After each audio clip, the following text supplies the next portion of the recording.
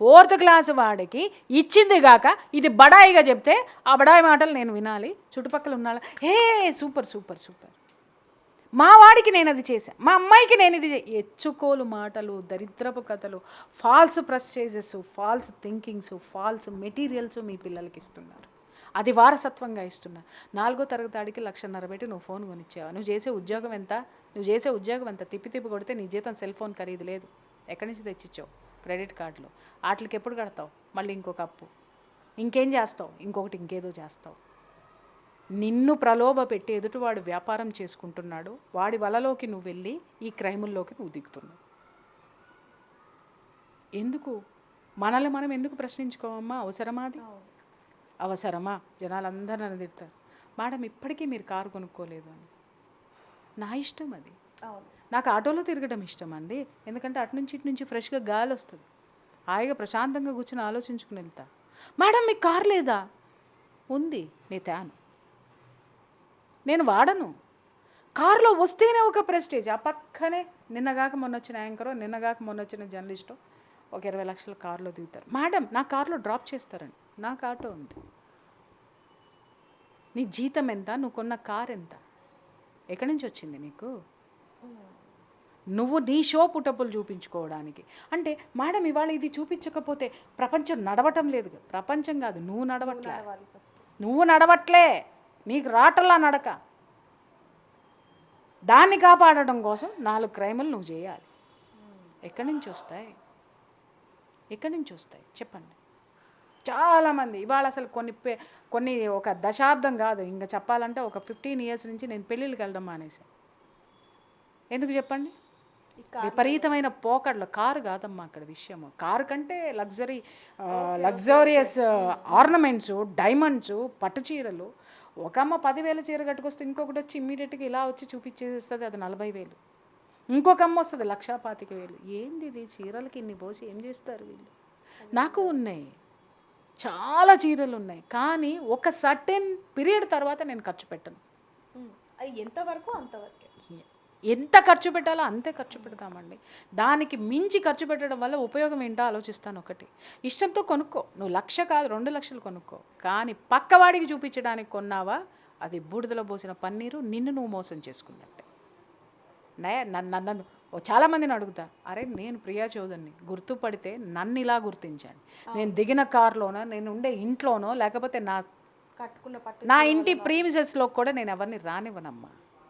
నేను ఎక్కడుంటున్నానో, ఎలా ఉంటున్నానో జనాలకి నేను చూపించనమ్మా. That is my privacy life. నేను ఎక్కడైనా ఉంటా, చెట్టు కింద ఉంటా, ఇంకో చోటు ఉంటా. It's none of your business. ఎందుకు ప్రలోభాలకి మనం గురయ్యి, ప్రలోభాలకి గురి చేసి ఈ విధంగా ప్రపంచాన్ని ఎక్కడికి తీసుకెళ్తున్నామంటే క్రైమ్ రేట్ ఎందుకు పెరిగిందని అడిగారు కదా, ఎందుకే పెరిగింది? నీ శక్తికి మించినటువంటి అప్పులు, నీ శక్తికి మించినటువంటి ఆ యొక్క దాన్నేమంటారు ఫాల్స్ ప్రెస్టేజెస్ని నువ్వు చూపించుకుంటావు. కార్లు, మేడలు, మిద్దెలు. ఇవాళ నాకు నిజంగా చాలా వరకు సింపుల్ ఎగ్జాంపుల్ నేను చెప్తా.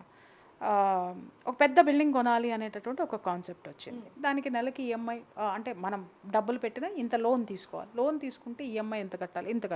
ఎన్ని సంవత్సరాల వరకు ఇస్తారు? 15 సంవత్సరాల వరకు. ఒళ్ళు మండింది నాకు. 15 ఏళ్ల తర్వాత మనం తీసుకున్న లోన్ కంటే డబల్ లోన్ వాడికి కట్టే ఆ ఇల్లు మనకు అవుతుంది. ఐ సెడ్ ఇమీడియట్లీ వద్దండి, ఉన్నది చాలు. లేదు ఇంకా ఇంతకంటే గొప్పది కావాలా? 3 సంవత్సరాలకు ఒక మంచి ఇల్లు, కొత్త ఇల్లు, బ్రహ్మాండమైన ఇల్లు, ఇదే ఈఎంఐ రెంట్ పెట్టి ఉంటా. నేను మిగిలింది డబల్ కడతాను కదా, నేను అక్కడ సేవింగ్స్ పెట్టుకుంటా. నాకు ఇష్టం వచ్చిన చోటుకి వెళ్తానండి. నాకు ఇక్కడ ఇళ్ళతో పడట్లేదు, ఈ అపార్ట్మెంట్లో పడట్లేదు, లేదా ఈ ప్లేస్లో పడట్లేదు. ఎందుకుండాలి నేను ఇక్కడ సొంతంగా కొనుక్కొని ఈఎంఐలు కట్టుకుంటూ సంవత్సరాల తరబడి, మళ్ళీ కట్టకపోతే టెన్షను, వాడు ఇవ్వకపోతే 10 మందికి ఫోన్లు చేస్తాడు, పరువు బాయే. దేనికి గోలంతా? పోదాం, అద్దె పెట్టుకుందాం, ఎంజాయ్ చేద్దాం. ఏ డబల్ అమౌంట్ అయితే కడుతున్నావు ఆ డబల్ అమౌంట్ సేవింగ్స్లో పెట్టుకుందాం. బీ హ్యాపీ అండి. అలాగా మా సొంత ఇల్లు అండి. ఎందుకు సొంతది? నువ్వు బ్యాంక్ కార్డుకి ఇచ్చేదాకా, కట్టేదాకా అది నీ సొంత ఇల్లు కాదు, అది బ్యాంక్ కార్డుది. వాడు నీకు అప్పు ఇచ్చినాడు, అప్పు వాడి దగ్గర ఉంది, అది బ్యాంక్ వాడిదే, నీదెప్పుడో నువ్వు మొత్తం అనా పైసలు కట్టిన తర్వాత. ఇక్కడ ఇంకొక విషయం, కష్టపడి 15 ఏళ్ళు 20 ఏళ్ళు కడతాం. కట్టిన తర్వాత ఆ ఈఎంఐలు కట్టి కట్టి కట్టి అమ్మయ్యా అని కూర్చొని ఇల్లు మనది అనగానే టింగమని అల్లుడో లేకపోతే కోడలో లేకపోతే కొడుకో బిజినెస్ పెట్టుకుంటా, నాకు దీని మీద లోన్ ఇవ్వు, అయిపోయింది. అమ్ముదాం అని పెట్టేస్తాడు వాడు. రైట్. చాలామంది అనొచ్చు పిల్లల కోసం కాదా అండి అని. అరే నువ్వు కష్టపడి సంపాదించింది నీ పిల్లవాడు ఆ నిమిషంలో కొట్టుకుని వెళ్ళిపోతున్నాడు అని అంటే నువ్వు ఎవరి మీద శ్రద్ధ చూపించినావు? నీ బిడ్డ తన కాళ్ళ మీద తాను నిలబడలేకుండా వాడు ఇల్లు తాకట్టు పెట్టుకుని మరీ వ్యాపారాలు పెట్టేటటువంటి స్థాయికి వాడు ఎందుకు వెళ్ళాలి? అరే ఇంత కష్టపడి నా తండ్రి నా తల్లి ఇంత కష్టపడి ఇన్ని సంవత్సరాలు పోగేసిన ఈ ఆస్తిని ఇది చేసేటటువంటి హక్కు నాకు ఎక్కడుంది, ఖర్చు పెట్టేటటువంటి హక్కు నాకు ఎక్కడుంది అనేటటువంటి స్థితి నీ కొడుక్కి నువ్వు తీసుకురాలేదంటే నువ్వు ఫెయిల్ అయినట్టు కదా. రెండో విషయము, ఆ తర్వాత కూతురు ఒక్కటే ఉందనుకున్నావు, పెళ్లి చేస్తే అల్లుడు వచ్చి చెల్లంటాడు, ఇచ్చేసి బయటికి పోవాలి. అదే నీ సేవింగ్స్ పెట్టుకున్నావు, నీకు ఇష్టం ఉన్నావు, అల్లుడు నీ జోలికి ఎందుకు వస్తాడు? వెళ్ళి మా మామ ఇంట్లో కూర్చున్నానంటే ఆ రెంట్ కూడా నేనే కట్టాలనుకుంటాడు. వై డోంట్ యూ థింక్ అమ్మా? ఫాల్స్ ప్రెస్టేజెస్, ఫాల్స్ థింకింగ్స్ ఇవాళ చూస్తుంటే ఒక్కొక్క ఫ్లాట్ 3 కోట్లు 10 కోట్లు 15 కోట్లు. నాకు నోరు తెరిచి చూస్తున్నాను నేను, ఇన్ని కోట్లు ఏంటిది? ఇల్లేనా వేసుకునే కోట? ఏం చేస్తారు ఆ ఇంట్లో ఉండి? అర్థం కాని విషయం అమ్మా. అరే పోనీ అదంతా సొంత సొమ్ములా? బ్యాంకులు ఇచ్చేస్తున్నాయి కాబట్టి వెళ్తున్నారు కానీ పిచ్చోళ్ళారా. నాకు ఎంతోమంది పేరెంట్స్ నా దగ్గర పడినటువంటి బాధతో నేను రియలైజ్ అయ్యా, అది కూడా చెప్తున్నాను కదా. చాలామంది అంటారు మేడం కష్టపడి మా బిడ్డల్ని చదివించి ఒక ఇల్లు బ్యాంకులో లోన్ తీసుకొని లోన్లు కట్టి పిల్లలు ఒక స్థాయికి వచ్చి ఇలా ఇంట్లో కూర్చోగానే ఇమ్మీడియట్గా షుగర్, బీపీ, కిడ్నీ ఫెయిల్యూర్, ఇంకొకటి. మేడం ఏ ఇల్లు అయితే మేము సంపాదించి పెట్టామో ఆ ఇంట్లో కూర్చున్న మాకు ఏ చదువులు అయితే కష్టపడి మా పిల్లలు చదివి సంపాదిస్తున్నారో వాళ్ళ సంపాదనలో సగభాగము మా రోగాలకి ఖర్చు పెట్టడమే సరిపోతుంది. ఏం సాధించావు నువ్వు? ఏమీ లేదు. సెల్ఫ్ డిసిప్లిన్ అంటే ఏంటి? నాకు ఎంత ఆదాయం వస్తుంది, నేను ఎంత ఖర్చు పెడుతున్నాను, నాకు అవసరమైనవేంటి, నాకు అనవసరమైనవేంటి అనేటటువంటి ఒక పద్ధతిని ఈ మధ్య కొన్ని కొత్త క్లాసులు వస్తున్నాయండి. అరే ఈ లిమిటెడ్ థాట్స్లో మీరు ఉండకండి, బయటకు వచ్చి పెద్దగా ఆలోచించండి అని. Yes, think big.